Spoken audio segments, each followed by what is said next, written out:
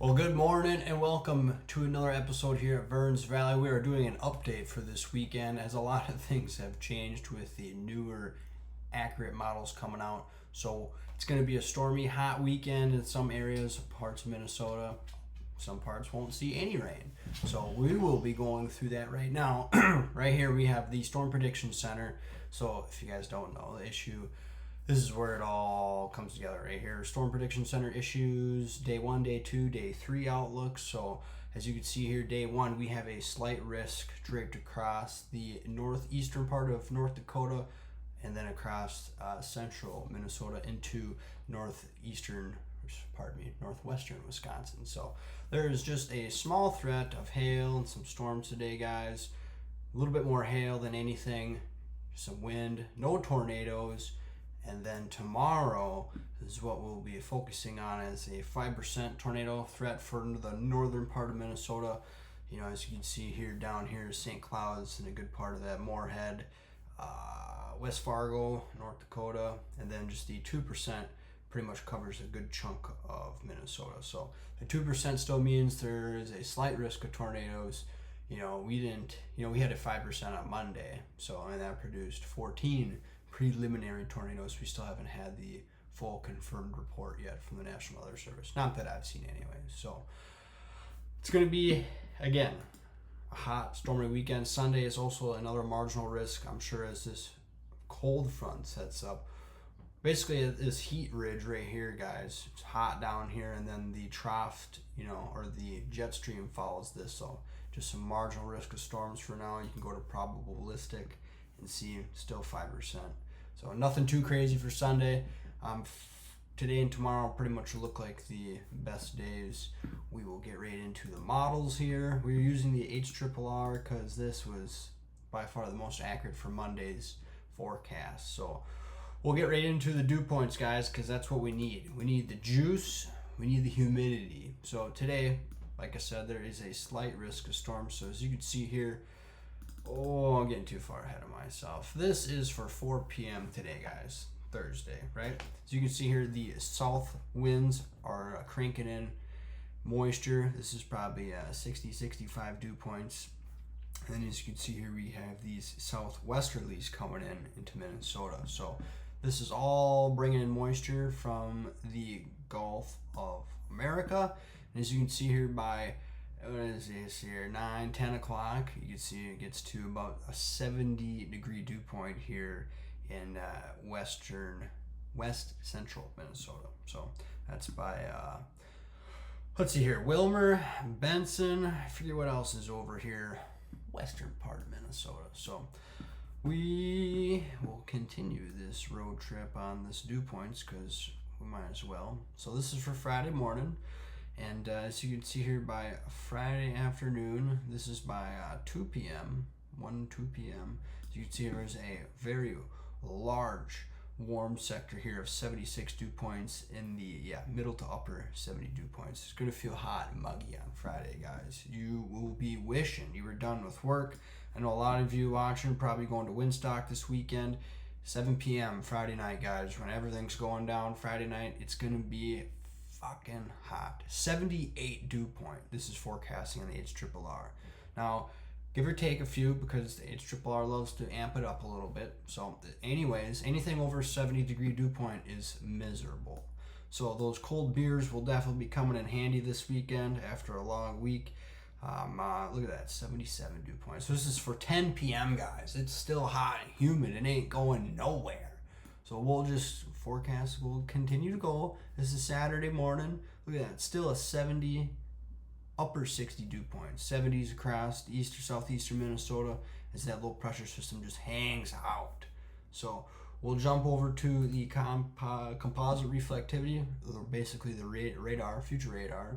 Because a lot of you guys like to see that. So this is for 4 p.m., 5 p.m. tonight. As you can see, nothing really in the state of Minnesota, just maybe some bubblers here, just southeast of the cities. Nothing really too crazy. So now this setup here really reminds me of Oklahoma and Kansas, guys. So basically, it gets hot, hotter than shit throughout the day. Humid, super humid. You go outside, you're like, this sucks. and it's like that all day. Nothing fires, no storms, nothing. It's not really good for storm chasing.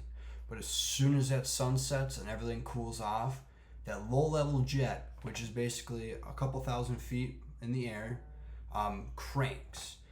Basically, how everything cools off of the atmosphere, the winds increase a little bit higher up in the atmosphere, and it actually amplifies storms. So that's why down in Oklahoma and Kansas, you always get these nocturnal events of these giant supercells and tornadoes, giant hailers as well. So this is for 7 p.m. tonight, guys. So a couple hours before sunset, okay? We have a few bubblers here in northeastern Wisconsin.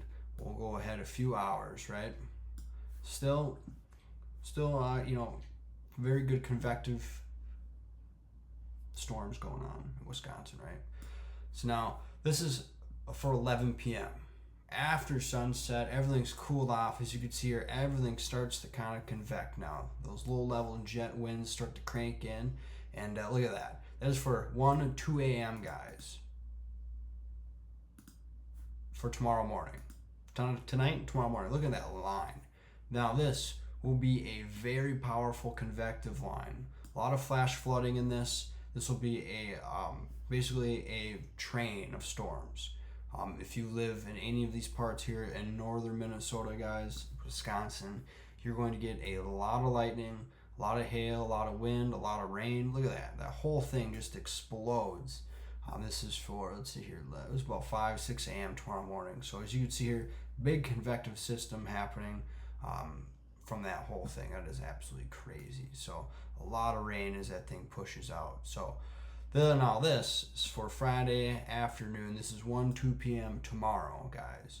Now this is the big day. If anything were to fire today, tomorrow, forgive me. If anything were to fire tomorrow afternoon, things could get dicey. But the cap is in place,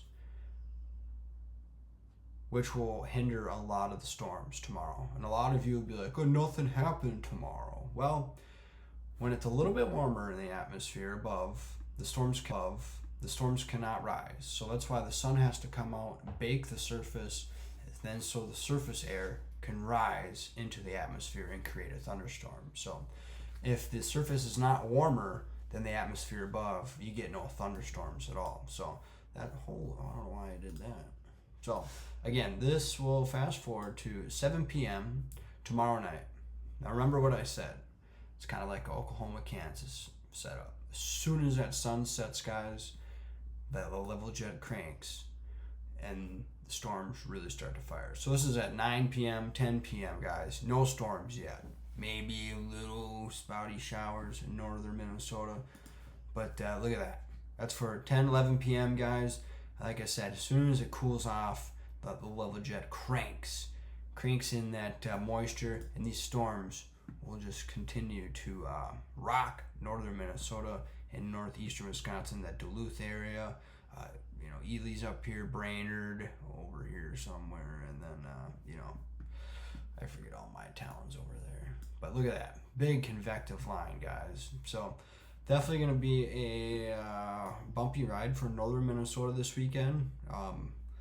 Like I said, we will jump to, this will blow you guys' mind, by the way, the significant tornado parameters. We'll jump to Friday because this is where it really all comes into play. So this is for 5 p.m.-ish tomorrow, right? Now, this only goes up to 10, guys. I just want to put that. The tornado parameter levels only go up to 10. So this is, let's see here. This is 6 p.m., guys. Look at that. A 6.1. I just want to show you real quick what is happening in the atmosphere. A PDS tornado, potentially dangerous tornado, right? Down here on the effective layer, STP, this includes with the cap inversion, so you guys don't really need to worry about all that hunk of junk, but look at that. It is maxed out to 11. That is a pretty crazy sounding right there. As you can see from the 0 to 1 kilometer, look at that. That wind is coming from the southeast. Look at that. If you just come from this point here, north, south, west, east, kind of like you're looking at a compass. The 0 kilometer winds are coming from the southeast. Then as you go up to the 1 kilometer, they almost come from the south. And then look at that. Go to the 2 kilometer, the winds are coming directly from the southwest. Look at that. You can see that depiction right here on the wind barbs.